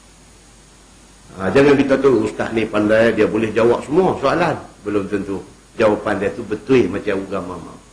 Sebab dia banyak ruang, banyak angle, banyak sudut nak kena tengok sebelum satu hukum dikeluarkan kepada publik. Muslimin dan muslim yang dirahmati Allah sekalian. Jadi orang-orang yang jadi doktor pakar ortopedik ni, dia guna botox ni. Bila orang aksiden kaki jadi apa macam manakah, dia cucuk botox tu di anggota yang patah ni. Anggota tu jadi lumpuh. Lumpuh baru dia boleh buat kerja. Nak perbetul tulang ke apa dan sebagainya. Botox digunakan oleh tu. Jadi kalau botox digunakan untuk tujuan kes kemalangan yang melibatkan patah tulang dan sebagainya, takkan haram juga? Itu dia main cerita dia. Takkan hak tu pun haram juga? Botox yang haram ni yang macam mana? Yang macam mana boleh guna? Itu ceritanya. Nah, muslimin dan muslimat yang dirahmati Allah sekalian. Yang cerita dalam hadis ni dia kata wal mutanammisat. Dia ada dua makna dalam bahasa Arab. Al mutanammisat, satu makna membawa maksud orang perempuan nak bagi nampak macho. Macho orang perempuan ni. Laki-laki kot macho kot. Perempuan ni nak bagi kontrol ayu. Nak putih pipi, bagi merah tu cek keluar rumah. Orang putih, tengok pipi merah geram aku Dia nak yang tu. Maka putih pipi nak bagi merah kerana nak tarik perhatian laki-laki, itu yang dilarang oleh hadis ini. Al-mutanammisat juga diterjemahkan oleh ulama hadis sebagai cukok kening. Al-mutanammisat juga dia panggil. Cukok kening. Tuhan bagi dekat dia kening lebat macam ni, semua cantik. Itu macamnya piduk cabut. Ni nak bagi jadi macam wayang Cina. Satu orat yang naik ni. Sakit, bukan tak sakit, cabut tu. Tiap-tiap kali tarik adui. Tiap-tiap kali tarik adui. Tapi nak buat juga. Pasal apa? Pasal nak kelihatan cantik. Benda itu juga dilaknat di atas lidah Nabi Muhammad sallallahu alaihi wasallam. Itu dipanggil al-mutanammisat. Berkehendak elok rupa dilihat orang. Lagi itu juga dianggap mengubah kejadian Tuhan. Tuhan dah bagi dekat hang macam tu punya rupa, syukurlah. Tuhan bagi dekat hang mata macam tu punya, alhamdulillah. Orang yang Tuhan bagi buta macam mana? Tuhan bagi dekat hang hidung macam tu besar tu menyawak, weh. Oh, pi cucuk buat bagi lubang jadi halus. Menyawa pun sampai naik orat tengkok punya nak menyawa. Tuhan bagi serombong elok dah. Amat nispu punya sombong Tuhan bagi dekat dia. Tetapi lubang hidungmu, dia kata, menjadi pujaan hatiku. elok dah lah Tuhan bagi tu. Dah pergi repair buat bagi jadi kecil duit, nyawa susah. Kan?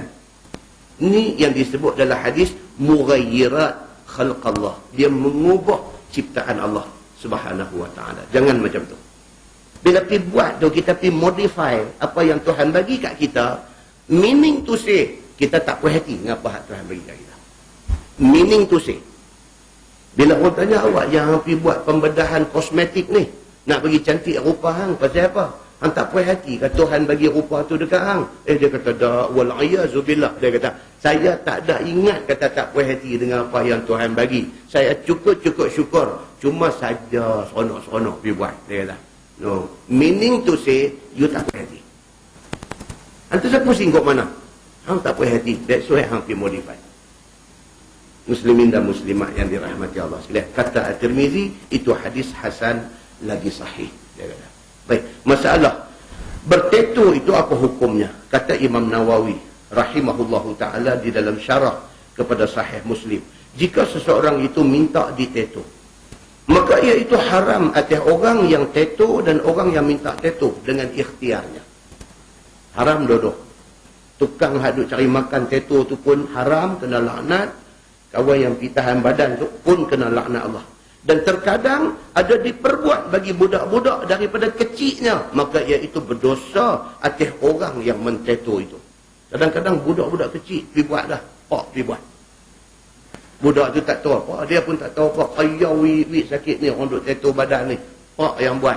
Maka yang berdosa ni siapa? Kawan yang tetu tu berdosa, pak yang suruh buat juga berdosa. Budak berdosa dah, dia tak ada dosa apa, dia tak tahu apa, dia budak-budak lagi. Pak dia yang pergi buat jahanam dia macam tu. Begitu. Baik. Dan tiada berdosa budak kecil itu kerana tiada taklif di atasnya pada ketika itu. Dia belum balik, dia tak ada dosa pahala. Dia tak berdosa. Dalam kes dia budak, pak yang pergi buat kat dia macam tu. Baik.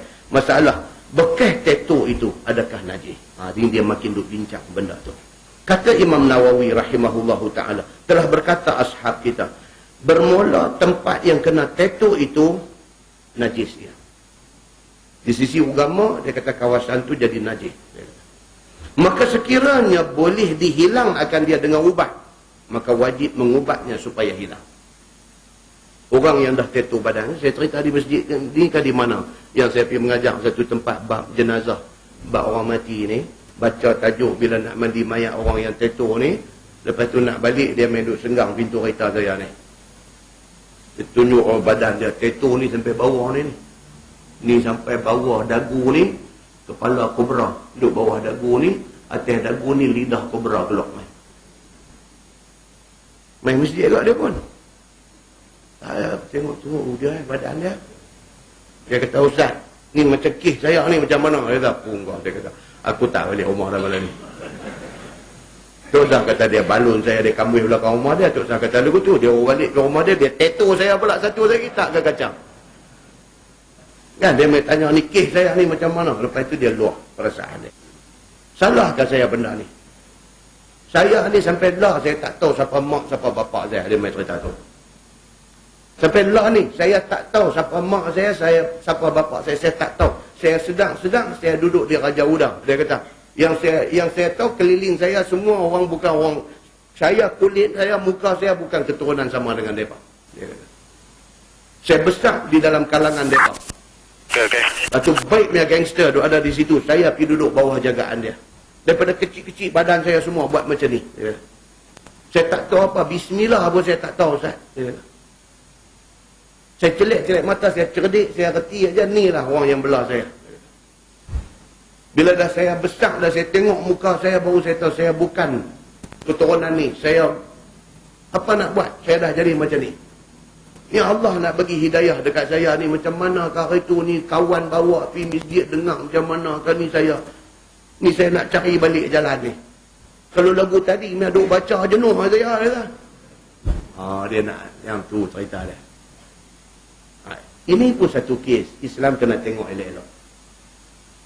Dia bukan pergi buat tu dalam keadaan dia ni sombong dengan Tuhan, derhaka dengan Tuhan. No. Dia menjadi mangsa keadaan. He was victimized. Dia ni telah menjadi mangsa kepada satu rumah tangga yang porak-peranda. Mak pak ni tak tahu apa cerita dulu pergi jumpa tak mana menikah, berkenan menikah 2-3 bulan apa nak dapat anak betul tak mau ngalau kopi sini apa semua punah anak rumah tangga, anak ni pergi lempang tang mana ke jumpa kat kau ni ambil belai. Macam ni punya cerita duk jadi. Tu hak kita jumpa. Tuan-tuan percaya tak hak kita tak jumpa macam ni punya kes duk ada banyak dalam masyarakat kita. Hak orang dapat anak, tak mau anak, pergi lempang buang satu jenis. Hak orang duk nak anak, tak dapat anak, dia jumpa orang buang, dia kutip, ambil balik sengap-sengap, dia pergi daftar kata nama anak dia pun ada. Ni dalam masyarakat ni. Mana-mana orang yang tersepit di dalam suasana ini, kita nak pergi hukum dia kau-kau, boleh kan? Oh, nanti saya tanya dulu kes dia apa. Muslimin dan muslimat yang dirahmati Allah sekalian.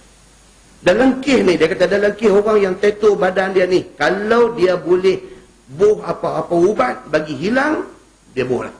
Dia kata. Dan jika tiada boleh, melainkan dengan dilukai dan dipotong, maka padanya tafsir. Kalau sekiranya nak pergi bagi hilang tu tak boleh pakai ubat, pergi duduk jurus kelorong, apa pun tak mau keluar, misalnya. Sehingga sampai kalau nak bagi hilang juga nak potong. Potong macam mana kalau ulang senduk dua tengkok ni nak potong ke mana kalau duk ada di jari ni di lengan ke apa ke boleh juga lah fikir kaya kelupuk pergi lah buang 2-3 hari pun lapah keluar pun buat macam mana potong bawah mempelam tu buang tu sikit berita boleh lah gagah walaupun memudaratkan ni duk di rengkong ni nak buang lagu mana nak ambil pisau kupas mempelam tu buat lagu tu kat rengkong dah pergi kambul terus lah dia macam ni cerita. Maka ada tafsirnya, ada perbahasan detail. Iaitu jika takut dia binasa diri, ataupun luput anggota, ataupun hilang manfaat anggota itu, ataupun jadi rupa huduh pada anggota zahir dia, nescaya tiada wajib menghilangkannya. Itu dia agama. Dia yang kata agama, tuan-tuan. Walaupun hang pergi buat benda ni, benda salah, kena laknat Allah, Pak. Satu hari kalau hang sedang. Amin, tuan. Orang yang hanyut, pergi buat macam-macam benda, merosak diri ni, dia main. The end of the day, orang kata. Dia pun fikir lain dah. Umur dah tua. Dia nak hidup. Sampai bila nak hidup lagu tu? Tua dah. Tengok orang hak sebaya umur dengan dia pun semua dah duk pergi masjid, duk pergi Mekah. Dia duk main 65 badan duk tattoo merata ni apa. Tak mau pergi masjid pun duk di rumah pun dia duk main kacau. Dia duk main kacau. Fikir tak kesudah nak pergi pun dengan badan tattoo macam ni tak kena. Tak pergi pun duk fikir tak kena. Kan? Last-last dia pun fikir-fikir dia kata ya okeylah benda ni jadi zaman dulu aku nak pergi. Dia start duk tapak main masjid. Kita ni kena welcome dia. Kita tak boleh tengok dia lagu duk buat tengok ekor mata ni dia ni gangster ni main buat apa ni nak pukul itu imam ke apa. Jangan ingat lagu tu. Dia main masjid tu kira tu langkah baik yang dia buat lah. Pergi tegur dia, sembang dengan dia. Ajak pergi kedai, minum-minum, saja tanya dia. Kita yang Allah Ta'ala buka sikit pintu ilmu, dapat sikit sebanyak kat kita ni. Bagi kat dia satu keyakinan Tuhan ada. Mana ada bumi tak kena hujan, mana ada manusia tak buat salah. Beza manusia ni salah sikit, salah banyak. Tak ada orang yang tak salah. Nabi aja yang maksum, kata kat dia. Dia kata habis macam saya ni lagu mana? Allah, ni benda lepas nak buat macam mana? Taubat kepada Allah. Taklah habis ni saya macam mana? Boleh hilang, kita buat bagi. Tak boleh, memadai dengan kita. Taubat ni, kalau Tuhan terima, kata kat dia, Tuhan reset. Meter hang dah pergi ratus ribu pun Tuhan reset jadi 0,000 balik. Itu yang kata taubat nasuha. Kalau hang boleh bangkit pukul 3, pukul 4, pukul 5 pagi, semayang tahajud, minta kat Tuhan.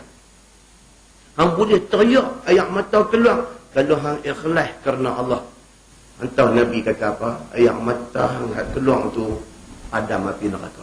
Kata-kata. Macam tu punya cakap tuan-tuan. Dia rasa orang welcome dia.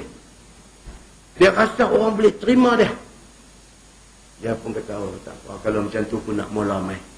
Main kawan ni, diorang lah welcome, hak lain. Ni mujadah ni mai pula. Jahanam balik. Kita ni kadang tuan-tuan, ya Allah, awak kita pergi jadi lagu tu. Suka sangat simpan busuk, buruk sangka ke orang. Tak boleh kita nak simpan baik sangka kepada orang. Muslimin dan muslimat yang dirahmati Allah sekalian. Dia kata sentiasalah, kalau sekiranya dibiarkan, apabila zahir juga ada tattoo di badannya, maka sentiasalah berdosa atasnya. Jika takut ia akan suatu daripada yang tersebut itu sekalipun dan seumpamanya, nescaya lazim akan dia menghilangkannya dan jadi derhaka dia dengan sebab takhirkannya. Kalau benda tu boleh diusahakan bagi hilang, jangan ditakhirkan, jangan dilewatkan, bagi hilang. Tang mana yang tak payah nak buat, tak boleh nak bagi hilang, minta ampun dekat Tuhan. Itu saja limit yang kita boleh buat di depan Allah. Maka bersamaan dua hukum pada laki-laki perempuan dalam kes tattoo ni, baik laki baik perempuan.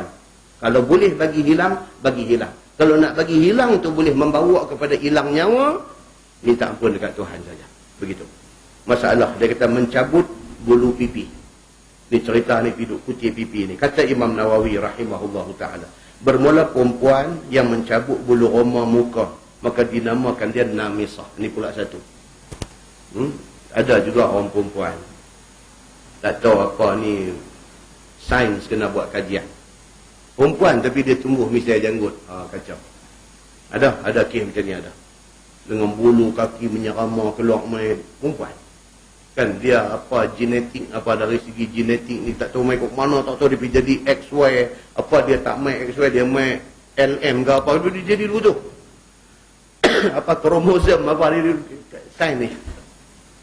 Dia perempuan. Misai bertaring keluar main. Macam mana kes ni? Boleh tak orang perempuan ni pergi buang misai yang tumbuh di muka dia? Perempuan dia tumbuh bukan takat janggut, dengan jambang dia duduk main satu macam. Kalau tak buang laki dia pun lari. Laki tu, awak jadi lagu ni. Betul ke perempuan? Laki duduk tanya lagu tu kacau. Kan ada kes jadi macam ni.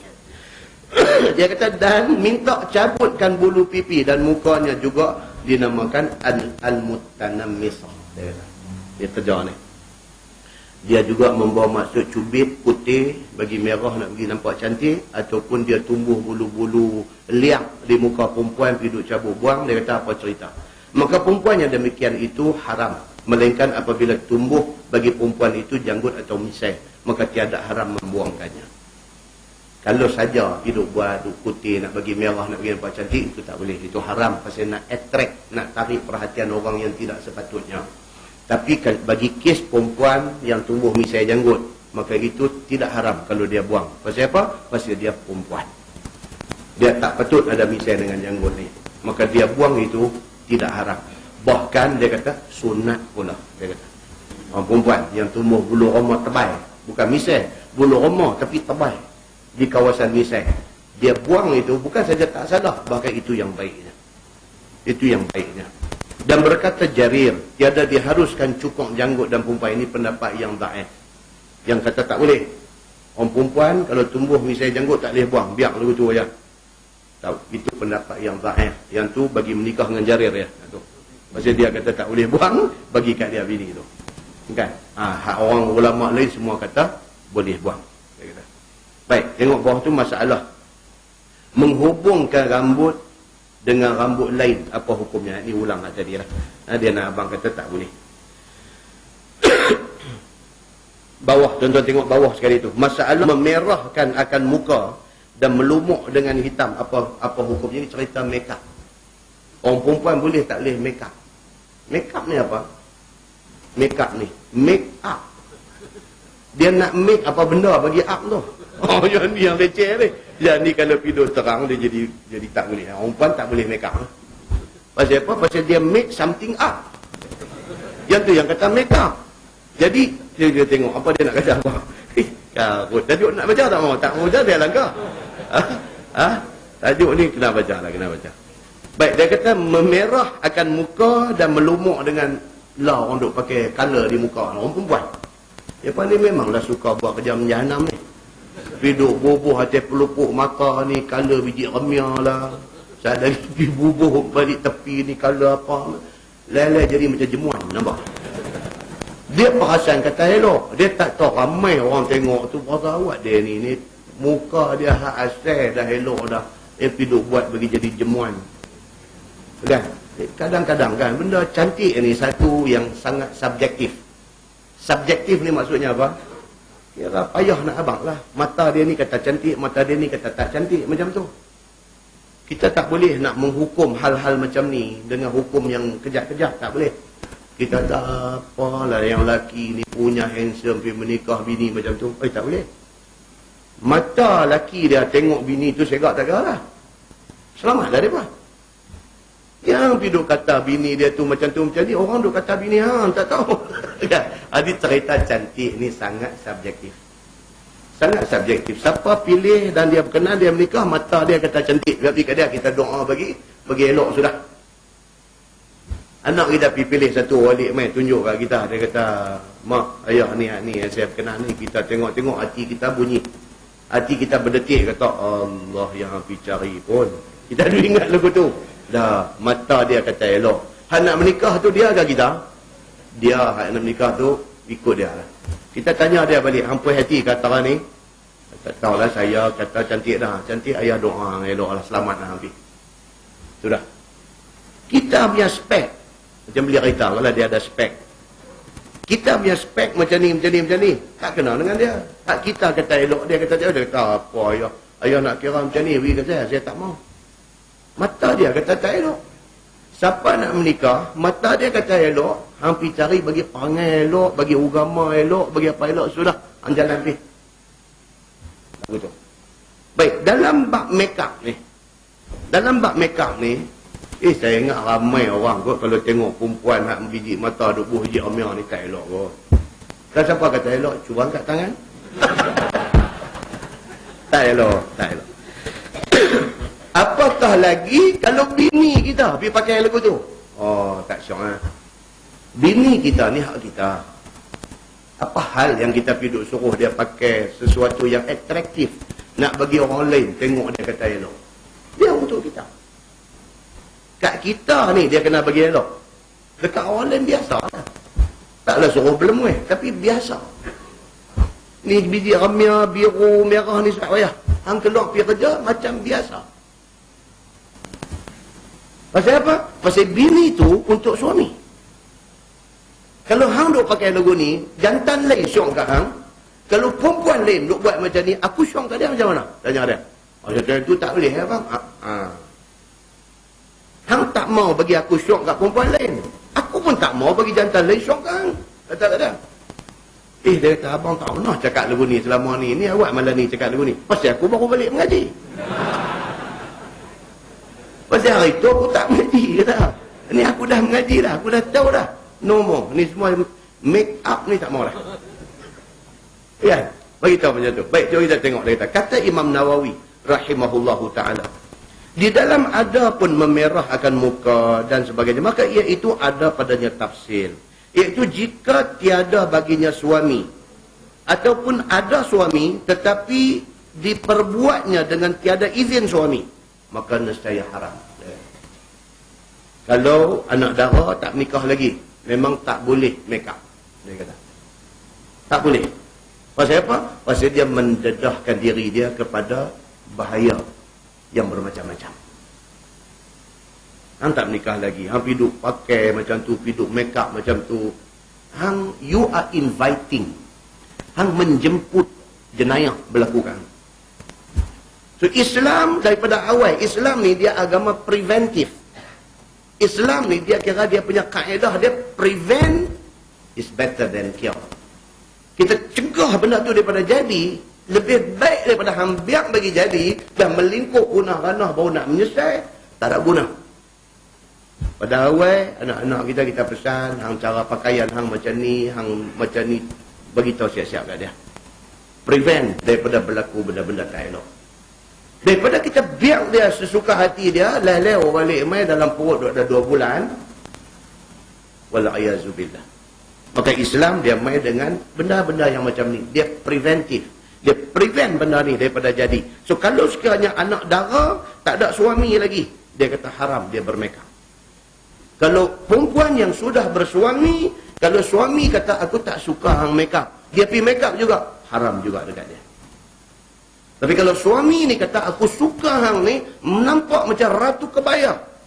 Dengan suami tu haram pergi sekali. Dia jadi lembu tu. Ada tak ada jenis macam ni entah? Ada. Manusia ni pelik. Dia nak keluar pergi majlis bini ala kadar lah, bersiap ala kadar apa aja. Dia kata, awak tak siap lagi. Dia kata tak siap lagi. Bini kata siap dah ni abang. Siap apa? Macam ni macam duduk di rumah. Dia kata. Laki jenis macam ni, jenis tak mengaji ni. Ramai tu. Hampir pakai sikit, pipi merah pun sikit. Dia suka bini dia menjadi bahan tontonan orang. Ni penyakit ni orang macam ni. Ni tak bagus. Agama tak suka benda-benda macam ni. Baik. Kemudian dia kata, dan jika diizinkan, nescaya harus ia atas yang sahih. Kalau suami benarkan ala qadar, yang bersiap ala qadar lah. Zakat tu dibenarkan. Dia kata, jangan lebih-lebih. Dan inilah ringkas perkataan ashab kita pada masalah ini. Baik, kemudian menghubungkan rambut dengan perca kain. Apa hukumnya? Kata, ini dia nak main cerita clown ni. Lu pakai rambut palsu tu buat daripada perca kain. Perca kain tu buat lap kaki masuk tandai. Bukan nak buat buah teh kepala. Kan? Ini dia kata boleh tak boleh. Dia kata buat pada perca kain buah teh kepala. Nak abang kata tak salah. Yang tu boleh tapi kurang waras kalau buat kerja macam tu. Kan? Menghubungkan rambut dengan perca kain, apa hukumnya? Kata Imam Nawawi rahimahullahu ta'ala, telah bersalah-salahan ulama' pada masalah ini. Kata Imam Malik dan Imam At-Tabari dan kebanyakan mereka itu, bermula menghubungkan rambut tiap-tiap suatu, ditegah akan dia, sama ada dihubung dengan rambut ataupun bulu ataupun perca kain. Imam Malik dia kata tak boleh, secara total tak boleh.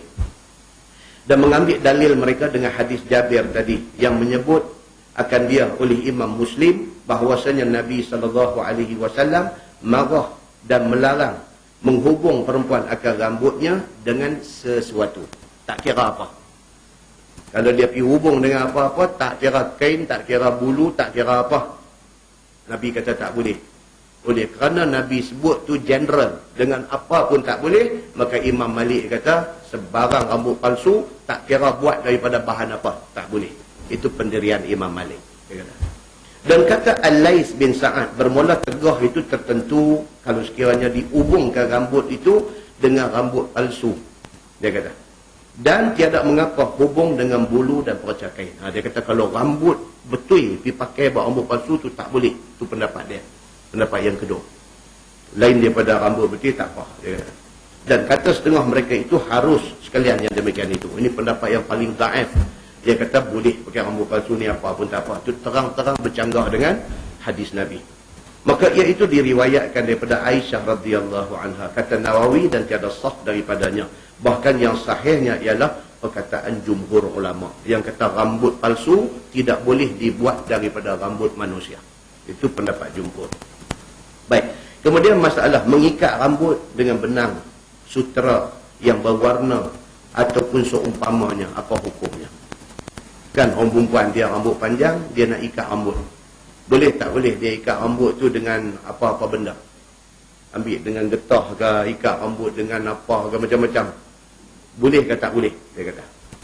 Kata Imam Nawawi rahimahullahu ta'ala, telah berkata Al-Qadi, adapun mengikat rambut dengan benang yang berwarna dan seumpamanya, maka tiada menyerupai rambut, maka iaitu tiada tegah daripadanya. Janji jangan guna pengikat tu buat daripada rambut betul. Tak boleh.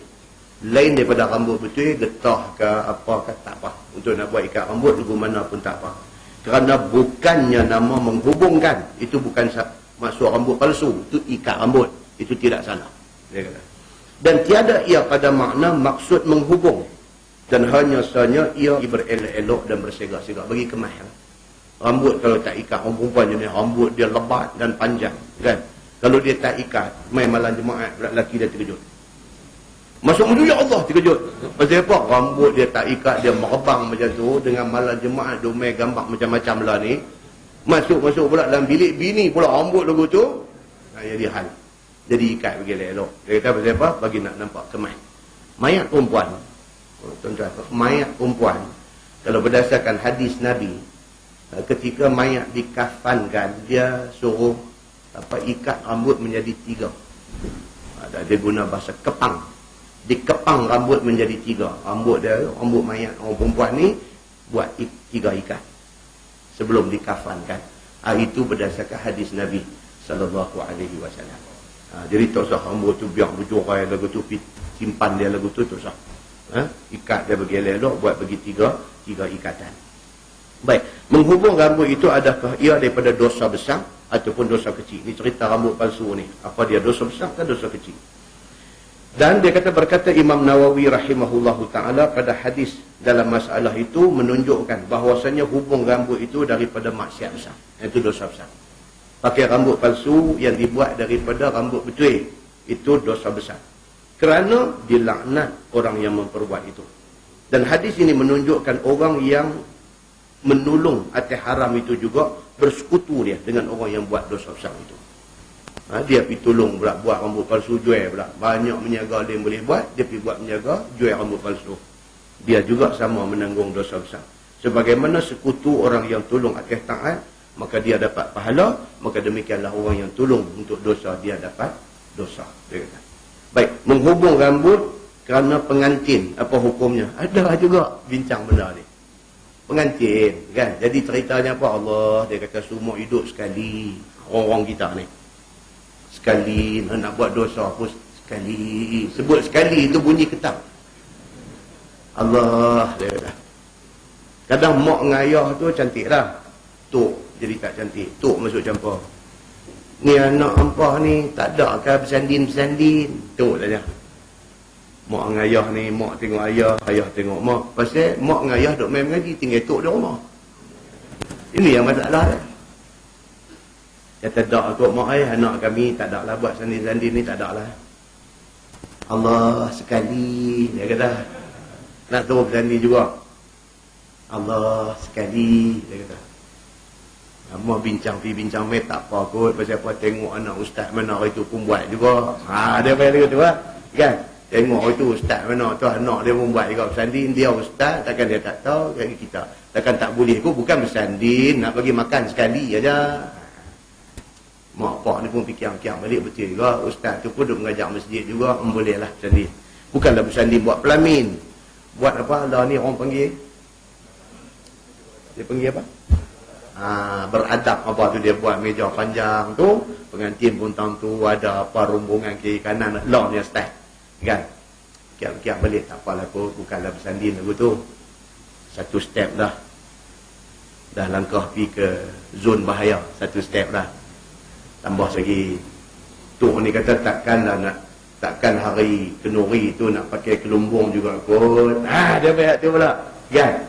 Takkan nak pakai kelumbung juga kot. Allah sekali, dia punya kata. Buka sekali tak apa kot. Nak menikah ni bukan banyak kali, dia punya kata. Mak pak ni mula sengai, ada kan. Macam mana dia kata ni mak kita ni nak suruh ni cucu dia. Kita pun duk sengai. Ni aku panggil Ustaz Samsuri ni, kenuri ni. Dia kata, kan? Aku panggil Ustaz Samsuri lagi kalau dia mai, aku muka aku nak buat tang mana. Tak kalau hampa abang awal sedang aku tak panggil dia. Dia main begitu. Kan? Tu longgang lah tu. Dah longgang lah. Makna setuju untuk buat. Tapi dengan syarat tak sadut panggil dia ni. Kan? Fikir amai. Tu duduk suruh juga. Tak apalah. Buat. Anak yang daripada kecil bagi mengaji tadika Islam. Hantar pergi mengaji sekolah al-masyhur, agama. Apa semua. Mai hari pengantin ni londeh kain kelumbung dia. Seluruhlah mai dengan rambut dia ni. Habis pertama kali orang tengok rambut dia habis. Ni tajuk ni. Menghubung rambut kerana pengantin. Apa hukumnya? Pasal apa? Pasal dia tahu dah. Ada orang jenis macam ni. Dia lah sekali ni dia berdosa hati lah. Dia kata. Sekali dia kata. Ya. Baik. Kata Imam Nawawi rahimahullahu ta'ala. Dan pada hadis itu menunjukkan haram. Dia kata buat begitu. Walaupun hari jadi pengantin, hidup serokok rambut palsu pakai, haram juga. Dia kata tak boleh. Walaupun sekali. Sama ada ia kerana uzur, ataupun kerana ia pengantin, ataupun lainnya. Tak kira. Hukum tetap hukum. Dia kira begitu. Tu baru kita nampak. Kan? Kita nampak. Lah ni atas kita. Kita pilih kita mau macam mana. Kita duk ingat kata Allah dosa sekali, tak apa. Buatlah. Apa kata tuan-tuan, tengah duk makan beradab tu, suak-suak dia, mati bintang tu. Dalam keadaan duk buat dosa tu, dia pergi mati. Wal'iyazu billah. Mati tak tahu bila, tuan-tuan. Kemarin saya abang di Taman Kerian Parit Buntang kemarin, satu sahabat umur 30, laki-laki umur 30, anak baru seorang. Bangkit tidur pagi, okey, cantik, mandi, manda, semayang subuh, apa pakai semua elok, siap, rebah mati. Rebah mati. Tak pernah tahu kata ada sakit apa-apa pun tak ada, duk elok, duk sihat, duk apa, mangkit macam biasa, tak ada apa. Mandi, manda, semayang semua cantik, pakai baju kerja semua elok dah, pegang kira nak keluar pergi kerja, jatuh, collapse, mati. Satu hari awal saya jumpa satu sahabat, dia pula cerita, Ustaz, saya ada anak 4 orang, Alhamdulillah 4 Allah Ta'ala bagi mengaji elok. Alhamdulillah 2-3 hari ni nampak akhlak orang yang elok, saya suruh kau banyak-banyak Alhamdulillah. Ustaz, tapi hak nombor 3 tu, dia kata duk mengaji kat UIA, dia kata 2 tahun lepas mengaji dekat UIA tahun akhir, dia kata telok makan dengan kawan-kawan, telok makan, tengah makan tu tetap kepala mati.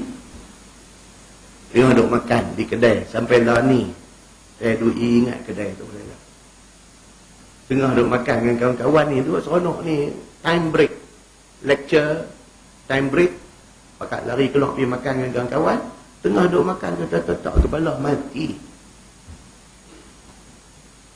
Malam sebelum dia kata dia telefon mak dia sembang sampai pukul 2 suku pagi. Ni anak perempuan ni 2 suku pagi telefon daripada Kuala Lumpur ni, telefon kat pak dia di Seberang Jaya ni, telefon sembang sampai 2 suku pagi, sampai ayah kata kat mak dia ni, ayah ni kata kat mak ni, sudahlah, kata duk sembang apa, dia esok ada kelas nak pergi mengaji, sembang apa ni, tak apa ni, ayah kata sudahlah apa semua. 2 suku pagi, rupanya tu last sembang.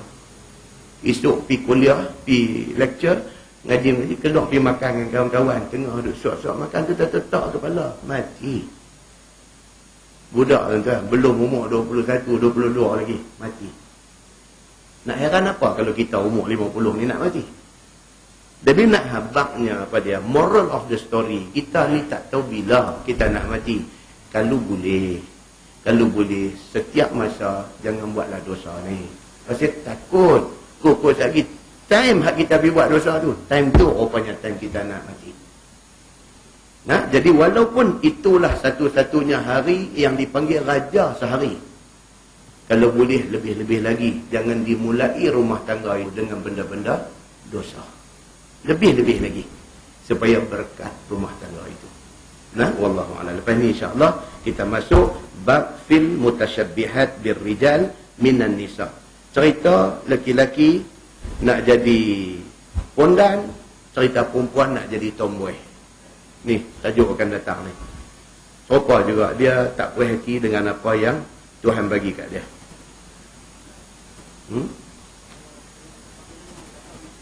Apa? Oh, brace. Wallahu a'lam. Dia gini, dia perbahasan panjang tentang apa orang kata nak buat bagi elok ni. Setakat mana boleh, setakat mana tak boleh itu dia tertakluk di dalam perbincangan ulama. Okey, sahabat kita tanya, bagi kes orang yang lahir mai gigi dia jongang, so dia pergi brace apa dia panggil, dia ikat gigi, dia tarik gigi tu bagi tak jongang, boleh ke tak boleh? Dalam perbincangan ulama ni dia mai kepada kesimpulan, dia kata lagu ni lah, dia kata kalau sekiranya benda tu lebih kepada sesuatu yang mengaibkan orang yang berkenaan, maka dibenarkan. Yang pastinya kalau contoh terang yang diputuskan oleh ulama ni, yang pastinya setengah budak beranak mai gigi rabit, apa ni bibir mulut rabit kan, dia jadi rabit, operation untuk nak, itu dia panggil, masih duduk dalam kategori kosmetik, pembedahan kosmetik, pembedahan nak bagi cantik. Bagi kes itu sepakat semua orang kata boleh. Pasal rabit itu membawa mudarat kepada orang tuan punya badan.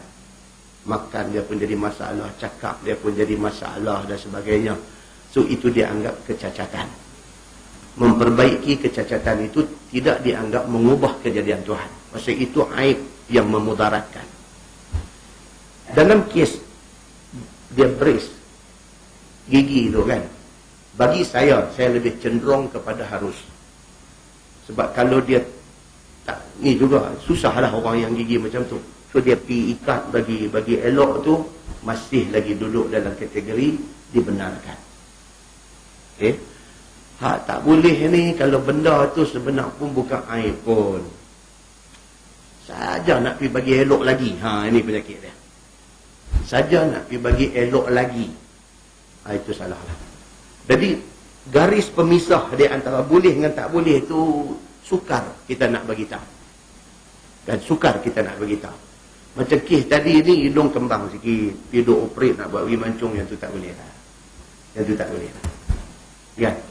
Jadi benda ni ada dibincangkan di peringkat Jawatan Kuasa Fatwa dan Majlis Mufti. Mereka ada bincang benda-benda macam ni tu dalam nak classify mana boleh, mana tak boleh tu.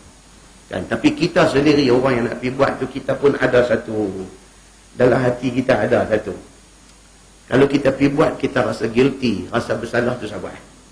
Dia begitu. Sendiri kita. Dia rasa macam benda ni boleh ke tak boleh. Tu sabarlah. Supaya lebih selamat. Macam tu. Wallahualam. Kita tangguh dengan tasbih kafarah dan surat Al-Mas. Subhanakallah wa bihamdika. Asyhadu an la ilaha illa anta astaghfiruka. Bismillahirrahmanirrahim. Wal 'asr innal insana illa allazina amanu wa 'amilus salihati wa tawassaw bil haqqi. اللهم صل على محمد في الأولين والآخرين وسلم رضي الله تبارك وتعالى عن ساداتنا أصحاب سيدنا رسول الله أجمعين. بسم الله الرحمن الرحيم. الحمد لله رب العالمين حمدا يوافي نعمه ويكافئ مزيدا. يا ربنا لك الحمد كما ينبغي لجلال وجهك الكريم وعظيم سلطانك. رضينا بالله ربا وبالإسلام دينا وبمحمد نبيا ورسولا. اللهم افتح علينا فتوح العارفين وارزقنا فهم النبيين بجاه خاتم المرسلين. اللهم فقهنا في الدين وعلمنا التأويل واهدنا صراطك المستقيم. اللهم أرنا الحق حقا وارزقنا اتباعه وأرنا الباطل باطلا وارزقنا اجتنابه. اللهم اجعل جمعنا جمعا مرحوما وتفرقنا من بعده تفرقا معصوما. وصلى الله على محمد وعلى آله وصحبه وسلم والحمد لله رب العالمين. السلام عليكم.